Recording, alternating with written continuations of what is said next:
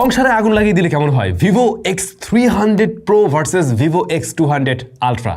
ভাই দুইটাই ওদের একদম টপেস্ট ক্যামেরা স্মার্টফোন। আমরা জানি X200 Ultra সেই রকমের জনপ্রিয়তা পেয়েছিল এবং ক্যামেরাতে মানে সেই রকমের একটা খেলা দেখিয়েছিল।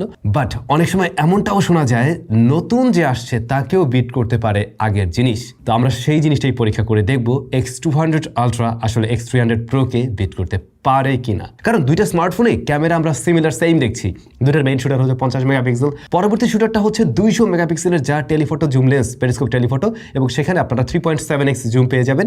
এর পরবর্তী শুটার হচ্ছে আলট্রা ওয়াইড, যেখানে আপনারা 50 মেগাপিক্সেলের শুটার পাচ্ছেন, আর ফ্রন্ট ফেসিং ক্যামেরা সেটাও 50 মেগাপিক্সেলের। তো ক্যামেরা সেটআপ আমরা এখানে এসে কিন্তু সেম দেখছি দুইটা ডিভাইসে, বাট রেজাল্ট কি সেম?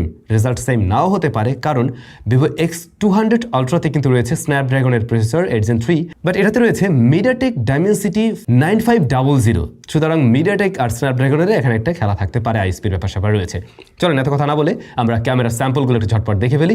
আপনারা কমেন্ট করে জানাবেন আসলে কোনটার ছবি আপনার কাছে বেটার মনে হচ্ছে, আগেরটাই নাকি নতুনটা। Whole city knows the name, Black Tizo domination. Step in the game, fire in my eyes. Rule Kori street, my vibe never dies. Dole name boy, shoto drum shukai. Black Tizo, folole shoho teme jai. We run the block, I'm the king, no lie. Boss move, Kori sky under my eye. Rule number one, no one crosses line.